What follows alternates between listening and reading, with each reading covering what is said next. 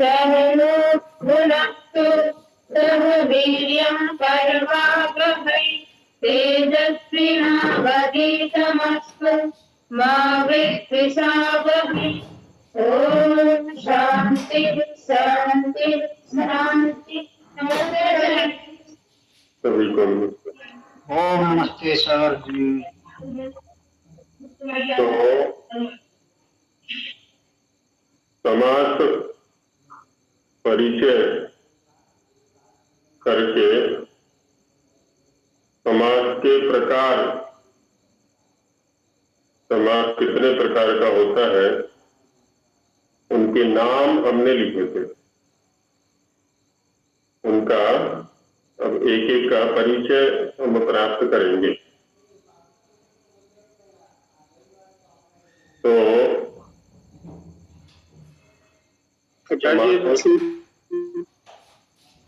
छोटी सी शंका है। जी जी जी। ये जो सूत्र है शुभामंत्रिते परांगवत स्वरे, जी, इसमें आमंत्रित संज्ञक पद कहा है। आमंत्रित संज्ञा कौन से पद की होती है?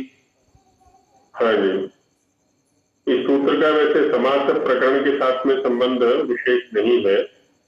बाकी द्वितीय अध्याय के तृतीय पाद में जी सूत्र है। पहले है प्रातिपदिकार्थ लिंग परिमाण वचन मात्र प्रथमा। तृतीय अध्याय में तृतीय अध्याय के तृतीय पाद में कौन सा सूत्र है? प्रथमा का है षष्ठी प्रकरण की बात है। द्वितीय अध्याय के तृतीय 46 में आचार्य शायद द्वितीय अध्याय के तृतीय पद में प्रातिपदिक 46वां सूत्र है प्रथमा करने वाला।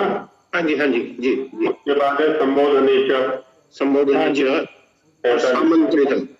संबोधन में भी प्रथमा विभक्ति होती है। संबोधन का अर्थ होगा संबोधन में भी प्रथमा विभक्ति होती है। फिर आगे का सामंत्रितम।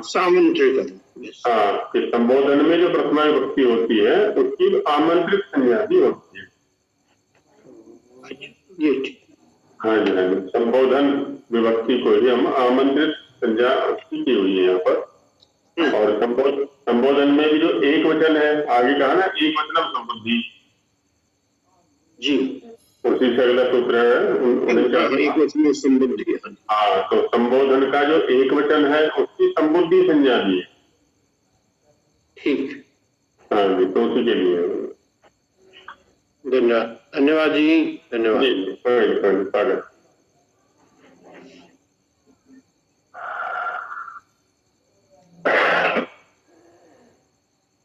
तो अभी हाँ, समाज के प्रकारों पर जो चर्चा की गई, तो कोई सज्जन हम में से ऐसे हैं जो सारों का नाम उल्लेख कर सके बिना कापी में देखे। किसी कापी या पुस्तक की सहायता नहीं लेनी है, स्मृति के आधार पर बताना है।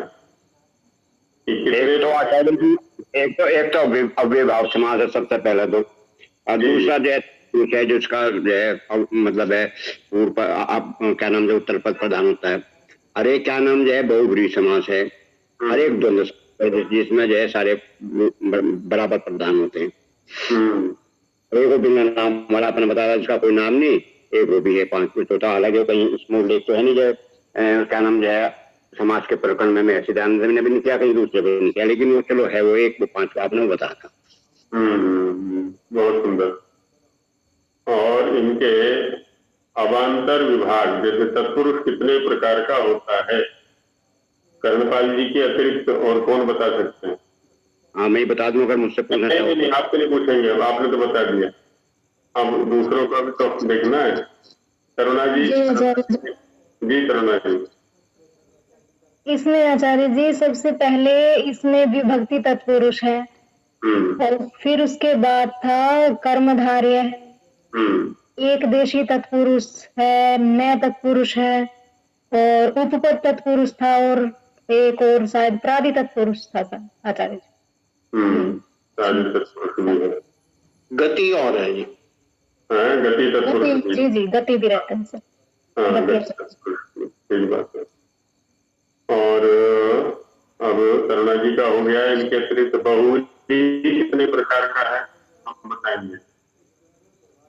बहुरी के भी प्रकार लिखे थे हमने। तो हाँ जी, रजनी जी ने हाथ खड़ा किया है। जी गुरु जी।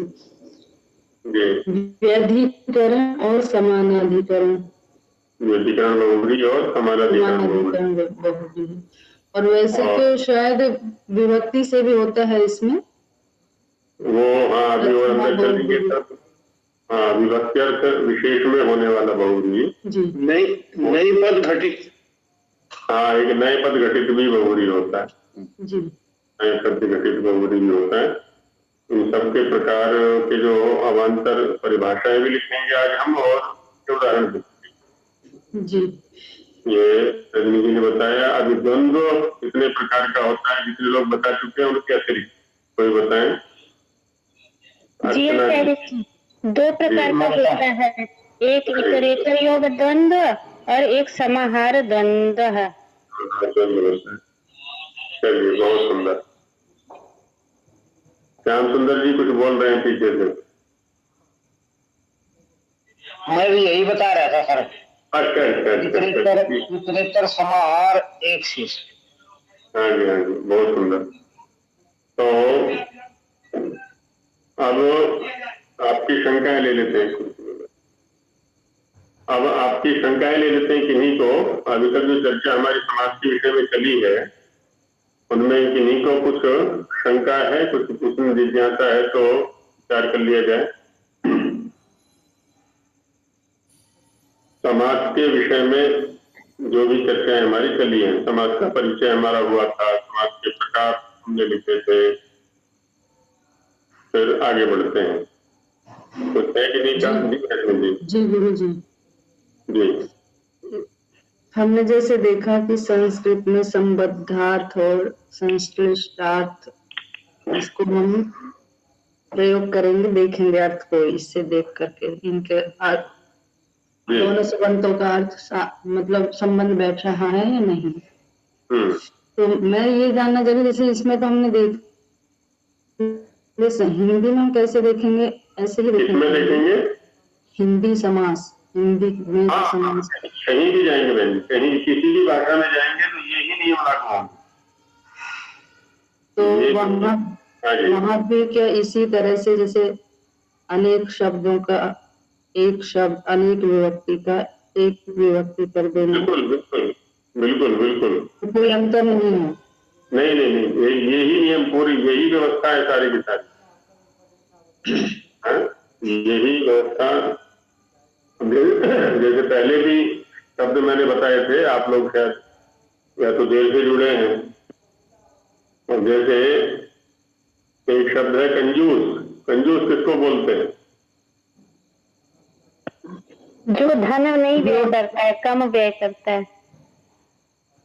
जी, रजनी जी कुछ बोल रही थी। हाँ, यही कम जूस है। हाँ, बहुरी समास। वो इन्होंने जो अर्चना जी ने बताया, वो मितव्यता कहलाते, जो कम खर्च नहीं होता। जो खर्च करना चाहिए वहां भी खर्च नहीं करता, उसे कंजूस कहते हैं। कम खर्च करना जो कंजूस नहीं होता है। एक व्यवस्था का अनुपालन हम करें, जिनको बोलना है ना, हाथ का संकेत करें तब बोले, ऐसे बीच में ना बोले कोई। तो बहुरी अभी क्या समाज के प्रकरण में हमारी चर्चा चल रही है। अर्थ तो सबको पता है कंजूस किसको कहते हैं, लेकिन अभी हम समाज के द्वारा उसको समझना चाह रहे हैं।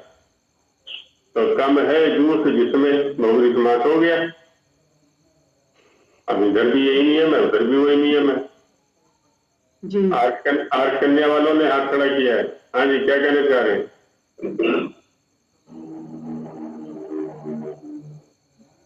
बोलो।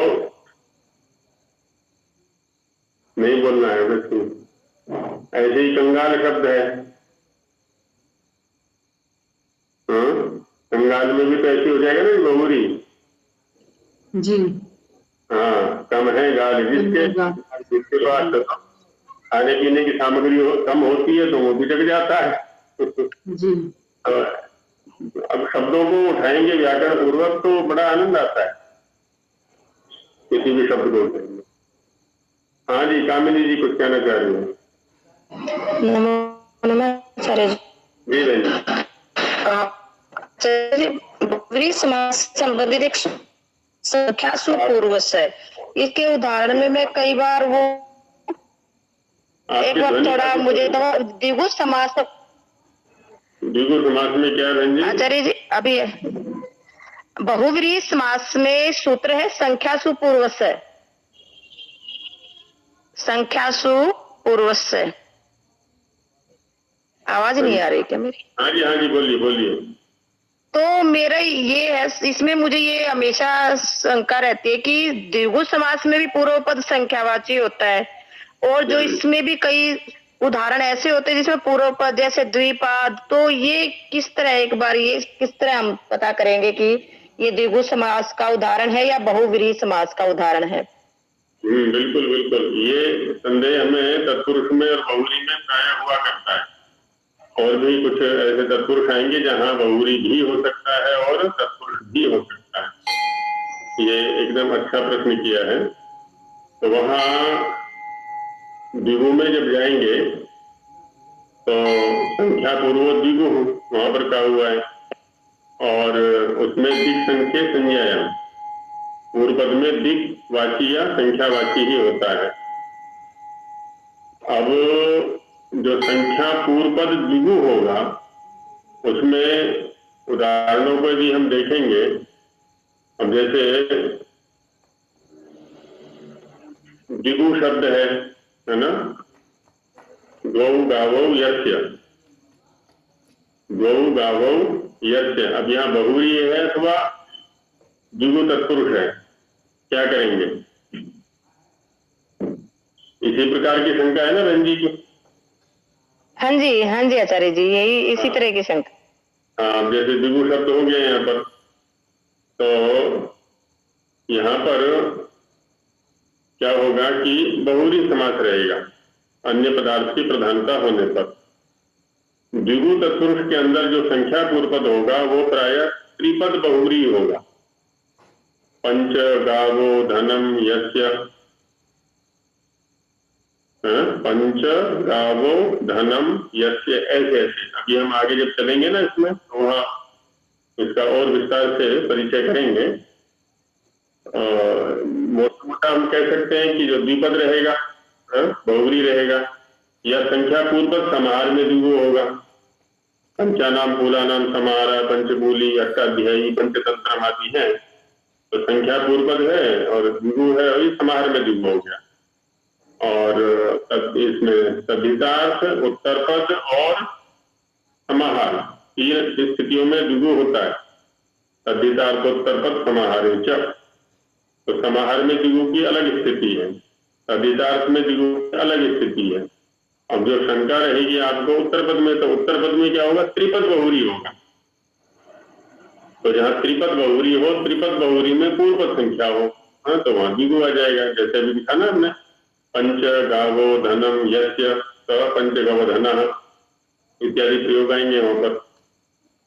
और बाकी कोई भी इस प्रकार का वो शब्द आता है तो आप निकाल के सामने रखें, है ना। जैसे द्विपाद है आचार्य जी, द्विपाद है, ये बहुव्रीहि में आएगा द्विगु में आएगा? बहुव्रीहि में आएगा। बहु पादौ यस्य सह द्विपाद, बहुव्रीहि में आएगा। और जहां से आप इस उदाहरण को उठा रही है वो बहुव्रीहि से, वहां संख्या सुपूर्वक से जो सूत्र उठाया आपने, ये वस्तुतः आपने कौमुदी से उठाया है। यदि प्राच्य ढंग से पढ़ेंगे तो ये पंचम अध्याय के चतुर्थ पाद का सूत्र है, जहां पर कि समासांत प्रत्ययों का विधान है। समास विधान जो है वो द्वितीय अध्याय के प्रथम और द्वितीय पाद में है। तो बहुव्रीहि समास से हमने सूत्रों के आधार पर परिचय कराया था, शेषु बहुव्रीहि से लेकर के और दिङ्नामान्य अंतराले, चत्र देने निमित्त स्वरूप आदि ये बहुव्रीहि के, है ना। तो और वह संख्या सुपूर्वक से जो है बहुव्रीहि समास में संख्या अथवा सु के पूर्व पद रहते हुए वहाँ पाद शब्द के अंत का लोप करता है वहां पर। पादस्य लोपो हत्याभ्या, उससे पहला सूत्र है। पाद शब्द के अंत आकार का लोप करता है, और वो बहुव्रीहि समास का ही है वहां पर। तो यदि हम इसको इधर लेके आएंगे ना, द्विगु में लेके आएंगे द्विपाद को, तो आकार का लोप नहीं होगा।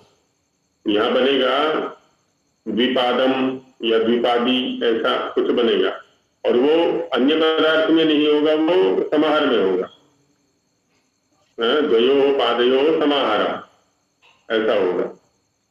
तो अन्य पदार्थ में तो बहुव्रीहि ही रहेगा।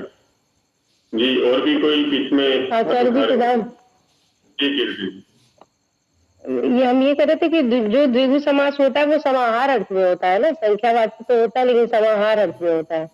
नहीं, देखिए मैंने सूत्र उद्धृत किया था, क्या तो अध्याय में जाकर देख सकते हैं। वह है तद्धितार्थोत्तर पद समाहारे च, इसी का चला हुआ है। तद्धितार्थ पद समाहारे च, तद्धितार्थ में द्विगु, उत्तर पद के परे रहते द्विगु, और समाहार में द्विगु। तीन परिस्थितियों में द्विगु होता है। तो तद्धितार्थ में द्विगु, उसमें समस्या नहीं है। समाहार में द्विगु, उसमें समस्या नहीं है, क्योंकि बहुव्रीहि से उसका कोई मेल नहीं खाएगा। जो शंका रहेगी वो उत्तर पदे द्विगु में रहेगी। तो वहां विवेक हमारा ये हो गया, जहाँ त्रिपद बहुव्रीहि होगा, तीन पदों का एक साथ बहुव्रीहि करेंगे हम, और उसमें पूर्व पद संख्यावाची होगा। तो जैसे पंचगव धना, पंच गावो धनम यस्य, ऐसा त्रिपद बहुव्रीहि किया हमने, तीन पदों का एक साथ। तो धन शब्द के पर रहते पंच गो, इसकी द्विगु संज्ञा हो गई।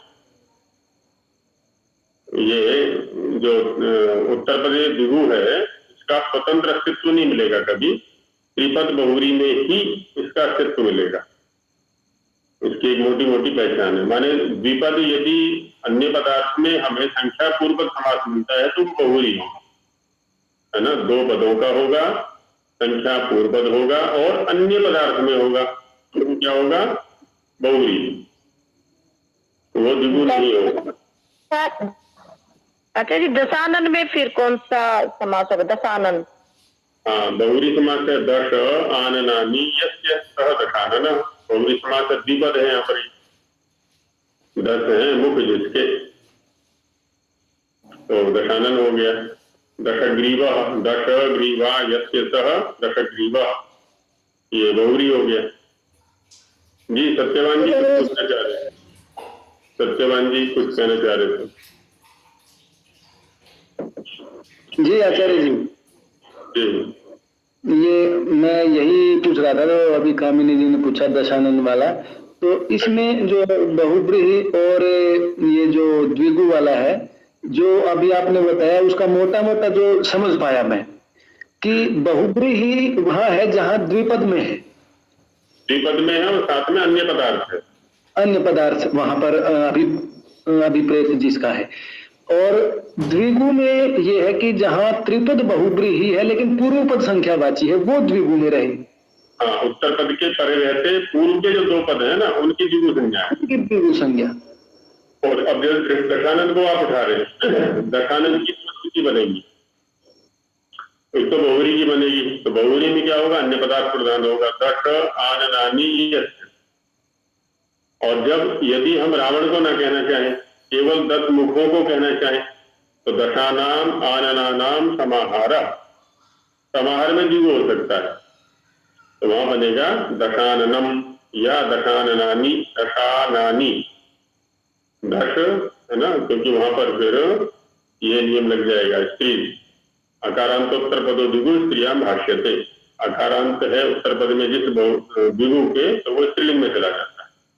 जैसे अष्टाध्यायी है, अष्टानाम अध्यायानाम समाहार अष्टाध्यायी, तो ये समाहार में द्विगु है। तो उसके अर्थ को ध्यान में रखना। आचार्य जी, ऐसे तो जैसे चतुर्भुज है, तो समाहार में करेंगे तो द्विगु समास होगा, अगर वे द्विपद नहीं होगा तो फिर ये भी बहुव्रीहि समास में आएगा। बिल्कुल आ सकता है। इसका देखना पड़ेगा प्रयोग किसके लिए हो रहा है, 4 भुजाओं के लिए हो रहा है अथवा 4 भुजा वाले के लिए हो रहा है। यदि चार भुजा वाले चतुर्भुज आकृति वाला जो चतुर्भुज हो गया तो जी, उसमें जी। क्या होगा? हाँ, बहुव्री होगा। वह तो अन्य पदार्थ हो गया ना, वहां पर अन्य पदार्थ प्रधान हो गया तो बहुव्री होगा। तो चत्वारः भुजा यस्य सः चतुर्भुजा, और चतुर्णाम भुजानाम समाहारः, ऐसा करेंगे तो चतुर्भुजम या चतुर्भुजी बनेगा। जैसे त्रिलोकी बनता है ना, त्रिलोकी, त्रिभुवनी या त्रिभुवनम, त्रयाणाम भुवनानाम समाहारः त्रिभुवनम, त्रयाणाम लोकानाम समाहारः त्रिलोकी, ये द्विगु हो गया, समाहार में द्विगु।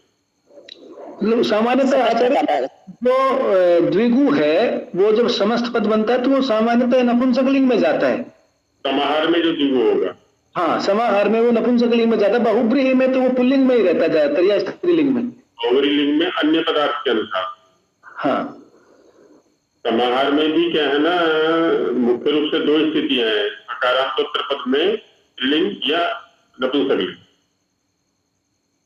क्योंकि वहां जाएंगे द्वितीय अध्याय के चतुर्थ पाद में तो वहां द्विगु एकवचनम का प्रकरण चल रहा है, और उसी में से मैंने ये उठाया अभी, अकारांतोत्तर पदो द्विगु स्त्रियाम भाष्यते।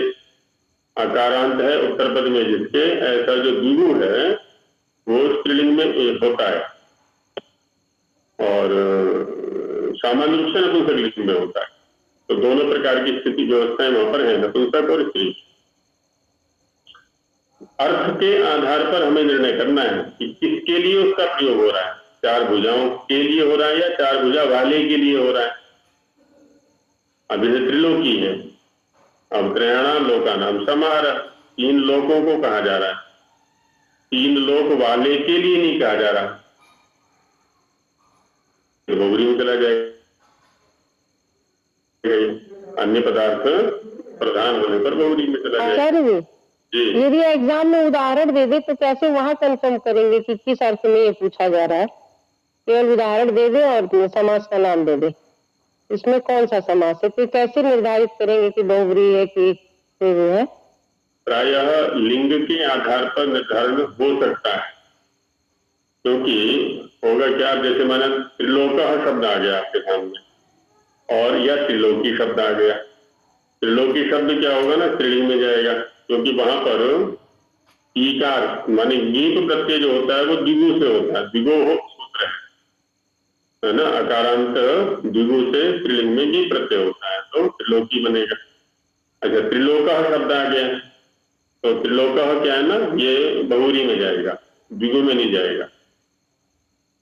त्रयः लोकाः यस्य सः त्रिलोकः परमेश्वरः।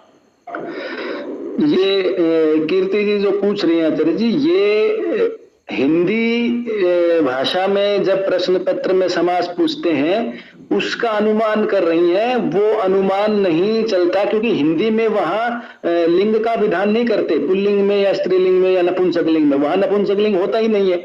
हमारे तो यहाँ जब पद का प्रयोग होगा तो वहां पता लगेगा कि वो पुल्लिंग में है या नपुंसकलिंग में। जैसे पीताम्बर शब्द है, अगर संस्कृत में वो प्रश्न पत्र बनाया तो या तो पीताम्बर लिखेगा तो बहुव्री में गया, पीतानि अंबराणि यस्य सः, पीताम्बरम लिख दिया तो पीतम पीतानि अंबराणि, पीतानि च तत् अंबराणि, पीतानाम अपराणाम समाहारः, समाहार है, या पीतानि च तत् अंबराणि वो कर्म धारे में, वो नपुंसकलिंग में चला जाता है। इसमें एक चीज और भी तो रहेगी ना, कि आप किसी न किसी पाठ्य पुस्तक के आधार पर ही तो प्रश्न पत्र बनाएंगे, या जो भी प्रश्न पत्र बनाएगा, हाँ जी, उस पाठ्य पुस्तक में से ही जो कोर्स में सिलेबस में लगी हुई ग्रंथ है, हिंदी है चाहे अंग्रेजी जो भी है, उसमें से ही किन्हीं शब्दों को उठा करके आप पूछेंगे। ऐसा तो नहीं है कि अपने मनमाने ढंग से पूछेंगे। अब जब पाठ में यदि शब्द आया है तो वह प्रकरण के अनुसार निर्धारण होगा कि वहां किसी व्यक्ति विशेष के लिए है, स्थान विशेष के लिए, या स्वयं उसी अर्थ को कहा जा रहा है। इतना तो हमें विवेक कराना होगा छात्रों को कि देखो यहाँ ये इस पाठ के अंदर जो ये शब्द आ रहा है प्रकरण के अनुसार ये इस अर्थ में आ रहा है, तो उससे विवेक हो जाएगा फिर वो।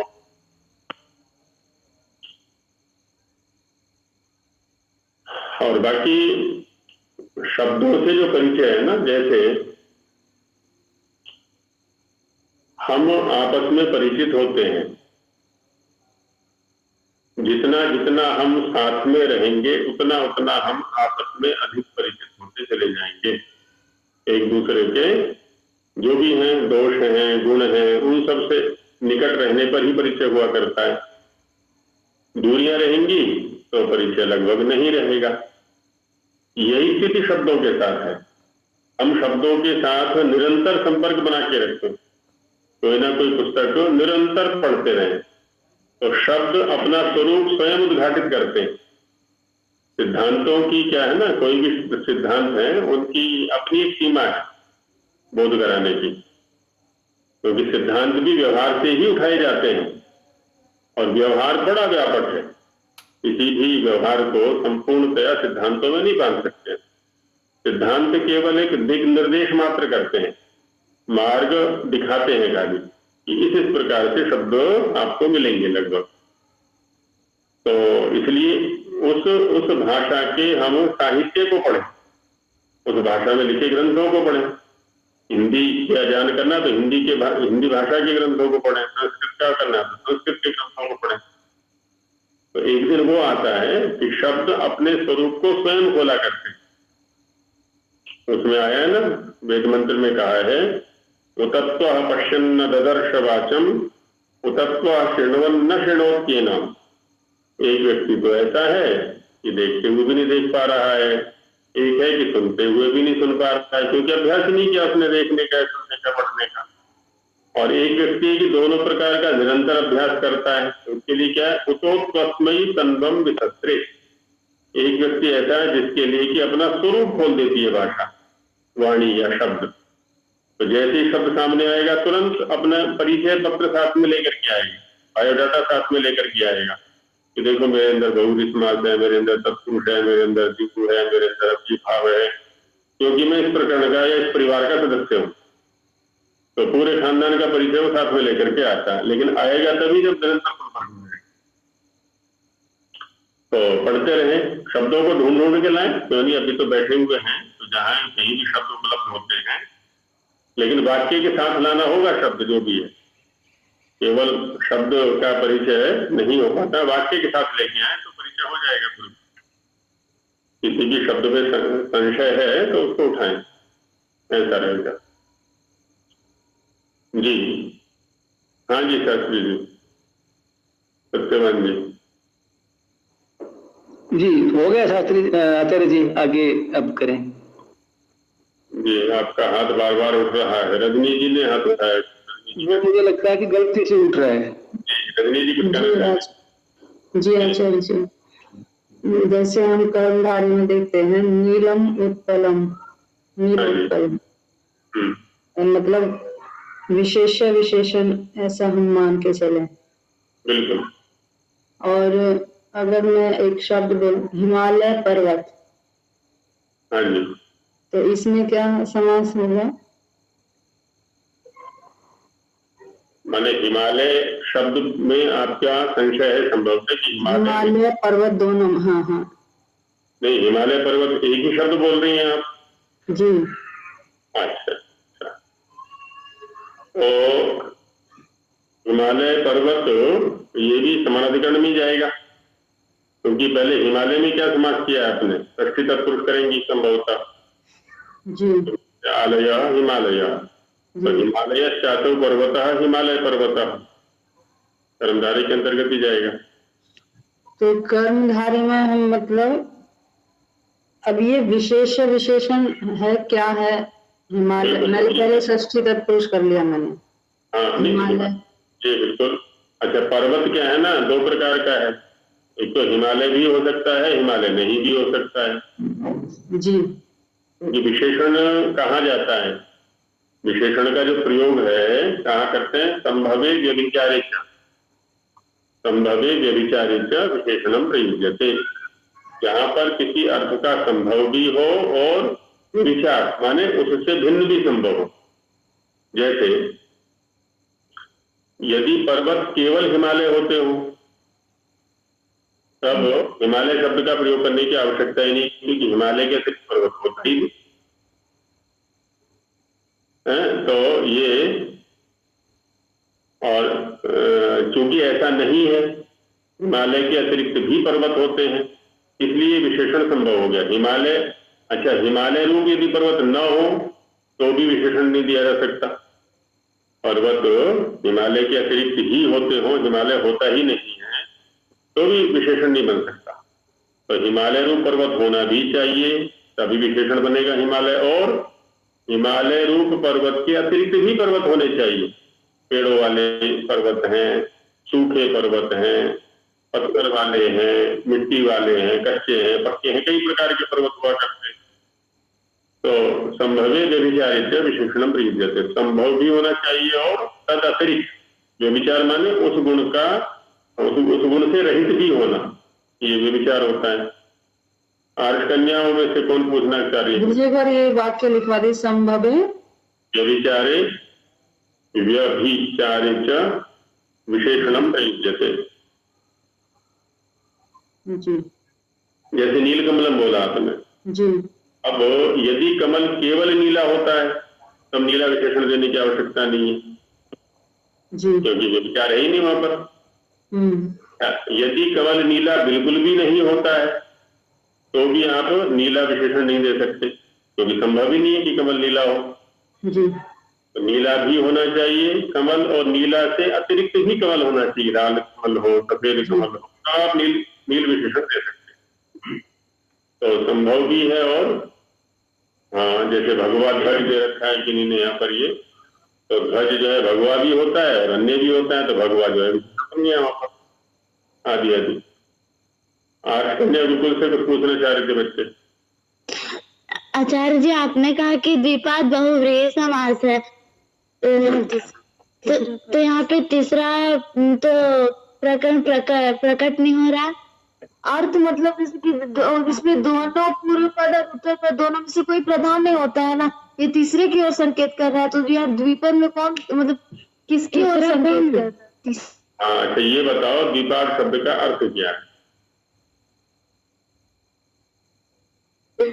कहाँ से उठा रहे हो इसको बेटा तुम? द्विपाद शब्द का अर्थ बताओ क्या है, तुम्हारा उत्तर तुम्हारे से मिलेगा। दो पैर यह अर्थ है या दो पैर वाला अर्थ है? दो पैर वाला वाला तीसरा हो गया है ना। दो पैर वाला पक्षी, दो है पैर जिसके, तो वो दो और पैर से अतिरिक्त हो गया पक्षी। बात समझ में आई? जी सर जी। अच्छा जी, ये वाला एक बार दोबारा पंक्ति बोलिएगा। संभवे व्यभिचारे च विशेषणम प्रयुज्यते, विशेषणम प्रयुज्यते। हाँ जी, आगे बढ़े। हाँ जी, प्रीति जी कुछ कहना चाह रही है। प्रणाम आचार्य जी। जी आचार्य जी, मेरे एक दो प्रश्न हैं। जैसे एक देशी तत्पुरुष है, हाँ जी, उसको हम कैसे पहचानेंगे? अभी परिचय लिखेंगे उसका, बहन जी, अभी तो नाम लिखे खाली हमने। अच्छा ठीक है गुरु जी, फिर तो। हाँ, और दूसरा क्या है? एक नए पद घटित बहुव्रीहि भी आपने लिखवाया था, वो क्या होता है? वो अभी चलेंगे उसमें, एक एक परिचय करते हैं, एक एक परिचय करेंगे। अभी तो खाली केवल नाम लिखे थे हम लोग, अब प्रत्येक की परिभाषा भी लिखेंगे और प्रत्येक के उदाहरण भी देखेंगे। तो जो चर्चा अभी तक हुई है केवल उसमें से कुछ यदि संशय है तो उसको रखें आप, बाकी तो विषय आने वाले हैं आगे सारे। चलिए, अभिभाव के अंतर्गत आज प्रवेश करते हैं हम, क्योंकि पहले हमने अभिभाव को लिखा था वहां पर, और अभिभाव की परिभाषा हमने लिखी थी अव्ययार्थ प्रधानो व्ययी भाव। कुछ लोग इसमें पूर्व पदार्थ प्रधानो भी भाव ऐसा भी लिख देते हैं, पूर्व पदार्थ प्रधानो व्ययी भाव ऐसा भी लिख देते हैं, और इसकी अपेक्षा अव्ययार्थ प्रधानो व्ययी भाव इस परिभाषा में अधिक व्यापकता है। पूर्व पदार्थ प्रधानो व्ययी भाव जो परिभाषा दी जाती है वो अधिकता के आधार पर दी जाती है। एक होता है भूमा न्याय या मल्लक ग्राम न्याय, मल्लक ग्राम न्याय एक न्याय है। जैसे हम पूछा करते हैं ना कि भाई तुम्हारा गांव किन लोगों, सामान्य आपस में चर्चा में पूछ लिया करते हैं, तुम्हारा गांव, जिस गांव में तुम रहते हो वो गांव किन लोगों का है, तो हम कह दिया करते हैं कि बनियों का है, तो जाटों का है, तो आदि आदि किसी न किसी जाति विशेष का नाम ले दिया करते हैं वहां पर। तो ऐसे ही कह दिया कि वो तो गांव पहलवानों का है, मल्लों का है। अब इतना तो निश्चित है कि सारे के सारे पहलवान उसमें नहीं रहते हैं, दूसरे लोग भी रहते हैं। वहां अधिकता के आधार पर संज्ञाकरण हो गया कि अधिक जो लोग हैं वो इस प्रकार के, या वह गांव पहलवानों के कारण से जाना जाता है, इसलिए कह देते हैं उसको पहलवानों का गांव। ठीक यही स्थिति अभिभाव में भी है। अधिकतम जो अभिभाव उपलब्ध होते हैं उनमें पूर्व पद में अव्यय उपलब्ध होता है, इसलिए परिभाषा में कह दिया गया कि पूर्व पदार्थ प्रधानों के ही भाव। बाकी ऐसा है नहीं, क्योंकि ये परिभाषा तत्पुरुष में भी जाती है। अब वहां तत्पुरुष में सामान्य रूप से कह दिया जाता है उत्तर पदार्थ प्रधान तत्पुरुषा, लेकिन हम आगे परिचय में देखेंगे पूर्व पदार्थ की भी प्रधानता होती है तत्पुरुष में। तो जितने भी सिद्धांत हैं वो प्रायिक आधार पर होते हैं, प्रायिक कह लें, बाहुल्य कह लें, अधिकता कह लें, के आधार पर ही परिभाषाएं दी जाती हैं। तो अव्ययार्थ प्रधानों के ही भाव। हम यहाँ केवल एक एक दो दो उदाहरणों पर ही चर्चा करेंगे, बाकी प्रकरण पूरे मैंने लिखा दिए थे अष्टाध्यायी में, उसके आधार पर प्रश्नावृत्ति में जाकर के सभी उदाहरणों को देख सकते हैं। जी कर्णपाल जी। हाँ जी माधे जी, हाथ उठ गया या उठाया है आपने? उठ गया लगता है। तो उठाया है।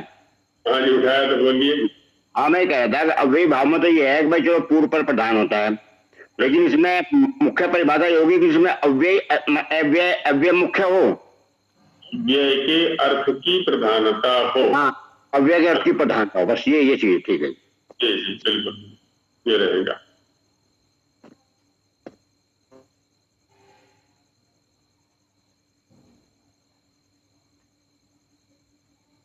माइक बंद हो गया आचार्य जी आपका।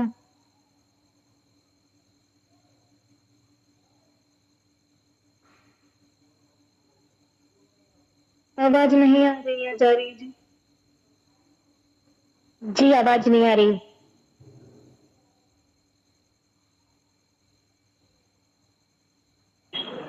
अब भी नहीं आ रही आचार्य जी आपके।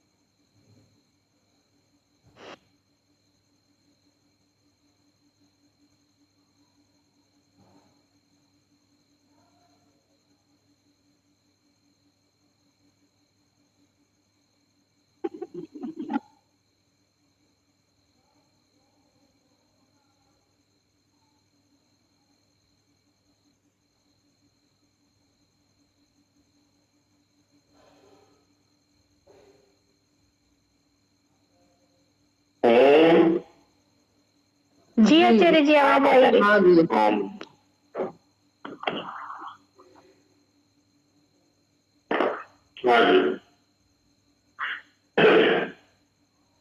तो आचार्य जी हाँ जी बोलिए। ये अव्यय भाव समास में अव्यार्थ की प्रधानता कहने से दोनों ही बातें मतलब सामने आती है, या पूर्व में भी अव्यय हो सकता है या अपवाद वाले उसमें देखे तो पर में भी अव्यय हो सकता है, लेकिन प्रधानता अव्यय की ही। जी, अव्यय की ही रहेगी। जी।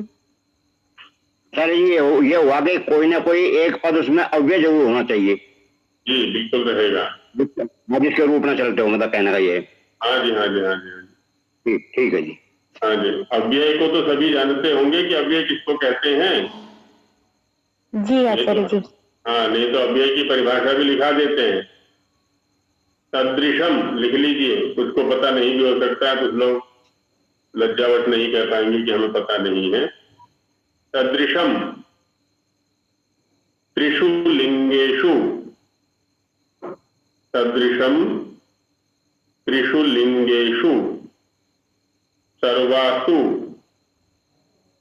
च विभक्तिषु, सदृशम त्रिषु लिंगेषु सर्वासु च विभक्तिषु वचनेषु च सर्वेषु, वचनेषु च सर्वेषु यन्न व्येति तद अव्ययम्, यन्न व्येति तद अव्ययम्।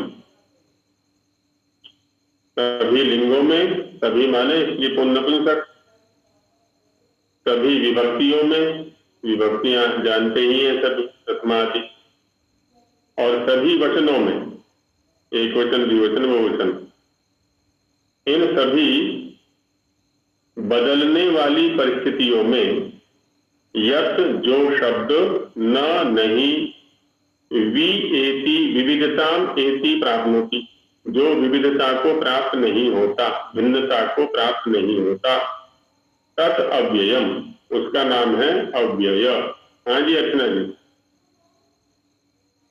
आपने लिखा है सदृशम है, सदृशम। सवार सदृशम। जी जी धन्यवाद। सदृश ही रहता है, समान रूप वाला ही रहता है।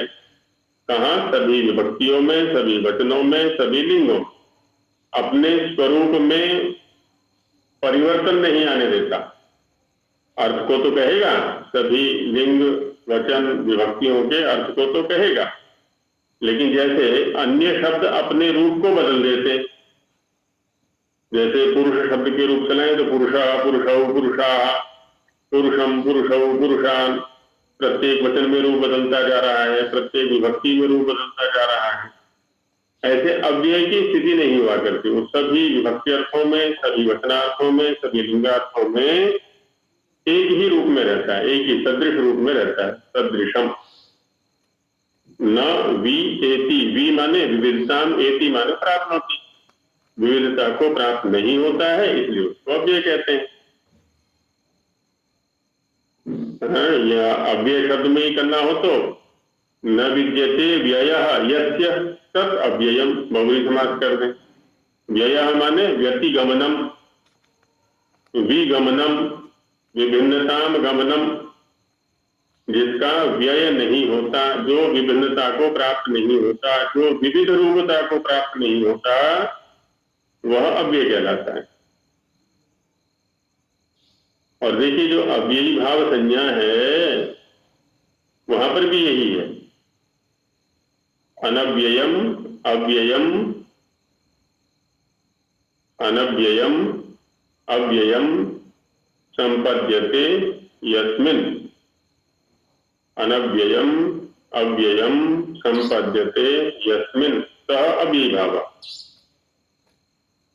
ये अव्यय की प्रधानता को दिखला रहा है, अव्ययार्थ की प्रधानता को दिखला रहा है। जिस समास के अंदर अनव्यय माने जो अव्यय नहीं है वह भी अव्यय हो जाता है जाकर, क्योंकि प्रधान के अनुसार चलना होता है, समाज में भी, परिवार में भी और शब्दों में भी।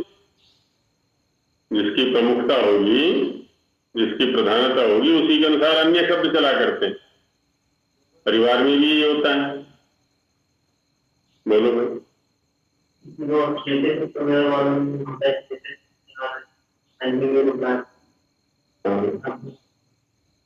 यहाँ बच्चे ने एक शंका की है कि सामान्य रूप से कह दिया कि सभी विभक्तियों में जो सदृश रूप वाला होता है, तो तृतीया, सप्तमी और बहुलम एक सूत्र है,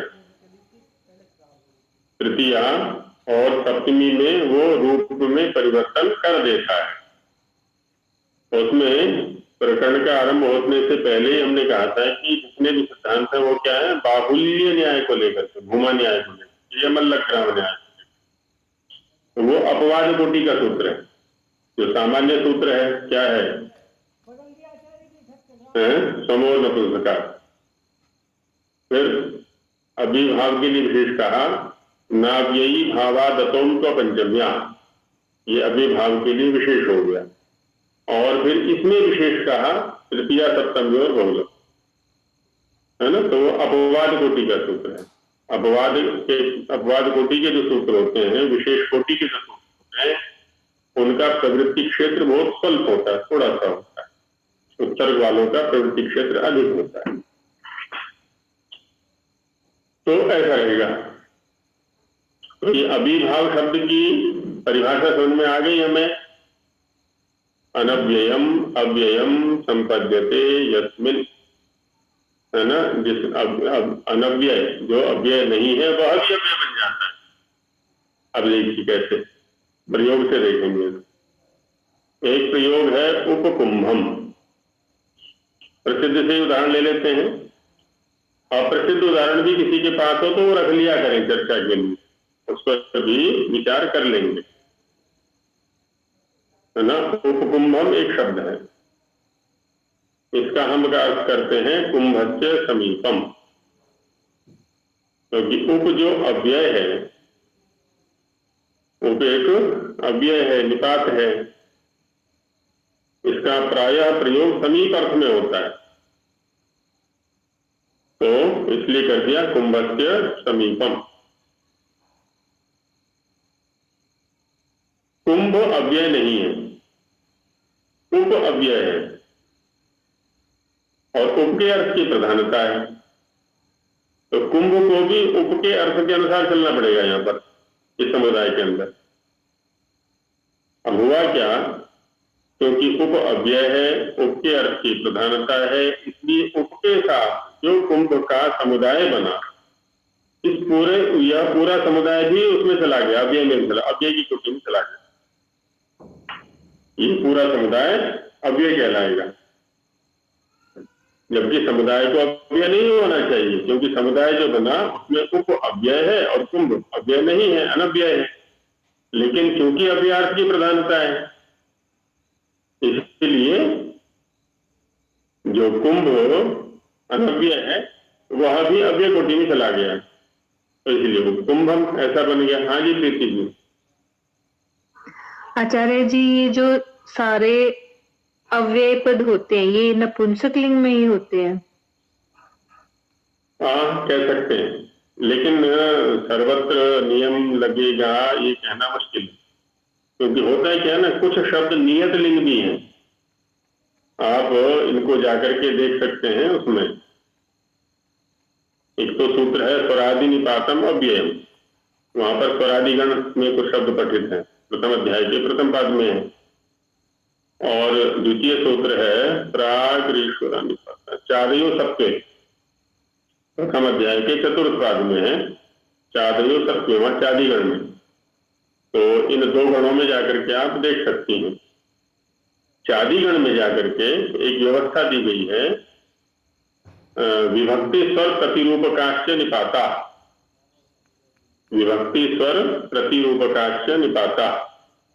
अब जैसे अष्टाध्यायी जो याद कर रहे हैं जिन्होंने की है, अन्यत्रस्याम शब्द आता है। अब अन्यत्रस्याम शब्द को देखें तो स्त्रीलिंग सप्तमी एक वचन का प्रयोग है सर्वनाम शब्द के अनुसार। अब चूंकि ये इसी रूप में प्रसिद्ध हो गया तो इसको अव्यय के रूप में घोषित कर दिया। ऐसी प्रायण शब्द है, प्रायण शब्द प्राय शब्द का तृतीय एक वचन का है, इसी रूप में प्रसिद्ध हो गया। ये विभक्ति प्रतिरूपक अव्यय कहलाते हैं, या विभक्ति प्रतिरूपक निपात कहलाते हैं। प्रायः करके नपुंसक लिंग ऐसा कहा जा सकता है। तो आचार्य जी, तो अव्यय भाव जो समास है वो नपुंसक लिंग में ही होगा, एक्सेप्शन तो हर जगह रहेंगी। जी बिल्कुल बिल्कुल बिल्कुल ठीक बात है। अभिभाव नपुंसकलिंग में जाएगा। इसमें चाहे अव्यय पूर्व पद के रूप में हो और चाहे उत्तर पद के रूप में हो। तो पूर्व पद के रूप में जैसे देखा हमने उपकुंभम।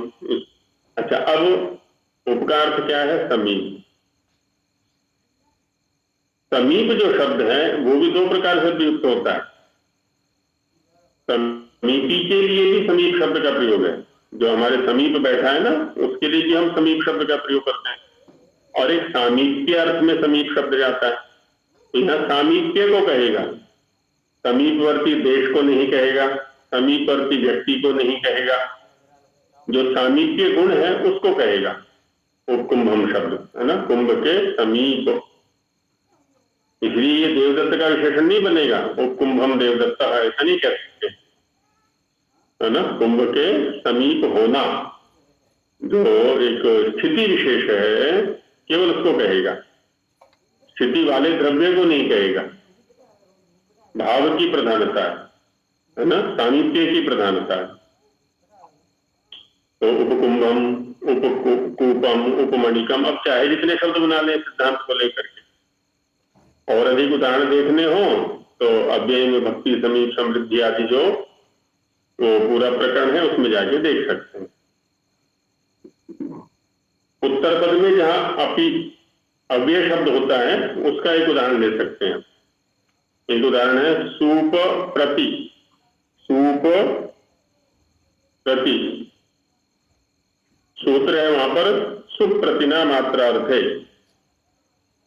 अष्टाध्यायी को खोल के सामने रखें, जो समास प्रकरण है, प्रथम द्वितीय अध्याय का प्रथम पाठ, आरंभ में ही है ये सूत्र, क्योंकि अभी भाव से आरंभ हुआ है। तो सुख प्रतिना मात्रा अर्थ सूत्र पर यह उदाहरण मिलेगा। वहां विग्रह किया जाता है अस्ति अत्र किंचित सूपम। तो यहां पर क्या है ना, मात्रा अर्थ में प्रति शब्द का प्रयोग किया जा रहा है। मात्रा कि क्या थोड़ी बहुत दाल है या पतीली, कुकर आदि है, उसमें सारी दाल निकालनी। अब वहां पर क्या है, थोड़ी बहुत लगी रह गई उधर उसकी भित्तियों में, दीवारों में या नीचे, तो उसको कहते हैं सूप प्रति, कि कुकर में दाल नहीं है, दाल की थोड़ी मात्रा। तो थोड़ी मात्रा को कहने के लिए यहाँ प्रति शब्द का प्रयोग हो रहा है, उसके अर्थ की प्रधानता है। दाल को नहीं, जो मात्रा है, और वो भी स्वल्प मात्रा। तो सूप प्रति, शाक प्रति। हाँ जी रजनी जी। अच्छा जी, फिर प्रति का एक अर्थ होता है और किसी भी अव्यय के निपात के बहुत सारे अर्थ हैं। थोड़े अव्यार्थ करके पुस्तक है, और निपात वृत्ति या अव्यार्थ वृत्ति करके भी पुस्तक छपी थी, उसमें आप देखेंगे। तो प्रति शब्द का वैसे तो एक व्याप्ति अर्थ होता है ना, जैसे प्रत्येक में है, प्रत्येक में वीपसा या व्याप्ति अर्थ है। जी जी। प्रतिद्वंद्वी या विरुद्ध अर्थ है, प्रतिपक्ष या विरुद्ध अर्थ है, और अनेक अर्थों में आएगा। लेकिन यहाँ जो प्रति शब्द का प्रयोग है वो मात्रा अर्थ में, स्वल्प मात्रा, थोड़ी मात्रा, इस अर्थ में। हाँ जी कांति। मैं बस वो मुझे था सूप प्रति है, जैसे इसका तो प्रति अर्थ में जैसे सूप है वो मात्रा अर्थ में, मतलब अव्यय के साथ हो, नैव्य होते हुए भी अव्यय हो गया। मुझे उपकुंभ में थोड़ा समझ में नहीं आया कि कुंभ में अव्यय कैसे बना। कुंभ उप अर्थ में थोड़ा मुझे समझ में नहीं आ रहा है। सूप प्रति में कैसे समझ में आया वो बताइए आप। वो दाल, अब बता ना, मात्रा तो दाल की मात्रा कम है, तो मात्रा अर्थ में मतलब दाल की मात्रा को बताया है अव्यय अर्थ में, मात्रा अर्थ में। देखिए सूप प्रति में भी दो शब्द हैं, एक प्रति है, एक सूप है। सूप अभी है, सूप माने दाल, सूप अव्यय नहीं है, प्रति अव्यय है। अब क्या हुआ, चूंकि प्रति के अर्थ की प्रधानता है, इसलिए जो सूप प्रति पूरा समुदाय है वो अव्यय बन गया। ऐसे ही उपकुंभ में भी है, उप अव्यय है, कुंभ अव्यय नहीं है। क्योंकि वहां उप के अर्थ की प्रधानता है, इसलिए उपकुंभ जो पूरा समुदाय है वो अव्यय बन गया। तो ये स्थिति है, जिसके अर्थ की प्रधानता समास उसी के अनुसार चलेगा। ये सभी समासों में नियम है। किसी भी समास को उठाएंगे तो पूर्व पदार्थ की प्रधानता होगी तो पूर्व पद के अनुसार लिंग वचन, उत्तर पदार्थ की प्रधानता होगी तो उत्तर पदार्थ के अनुसार लिंग वचन विभक्ति आदि की व्यवस्था रहेगी। अन्य पदार्थ की प्रधानता होगी तो अन्य पदार्थ के अनुसार लिंग विभक्ति वचन आदि रहेंगे। तो ये सभी में, तो यहाँ अव्यय की अव्यार्थ की प्रधानता है, अव्यार्थ के अनुसार पूरे समुदाय के लिंग विभक्ति वचन रहेंगे।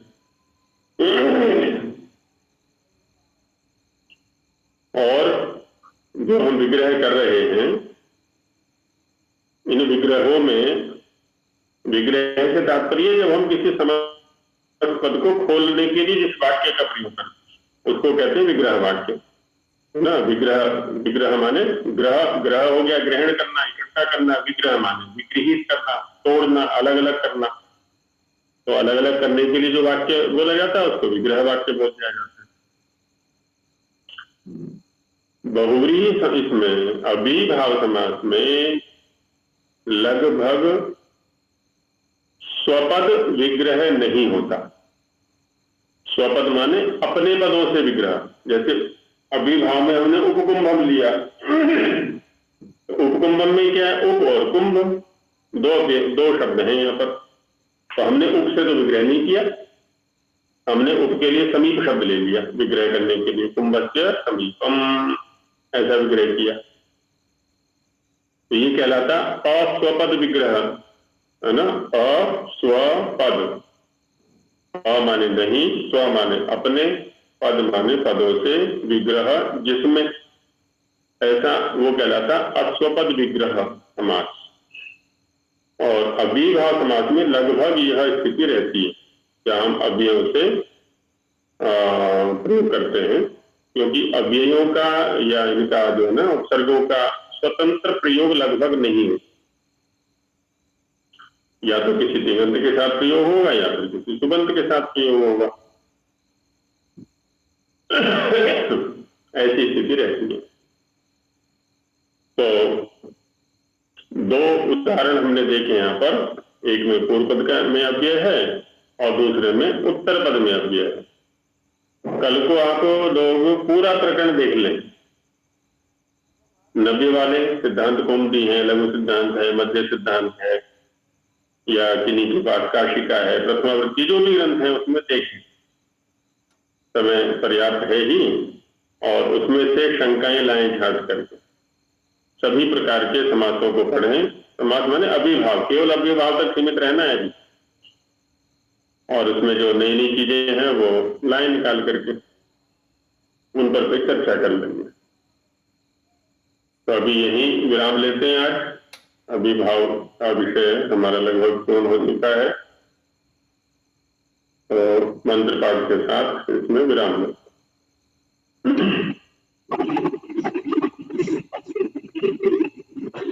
ओम सहना भवतु सहनो भुनक्तु सह वीर्यं कर्वावहै तेजस्विनावधीतमस्तु मा विद्विषावहै। ओम शांति शांति शांति। नमस्ते आचार्य जी।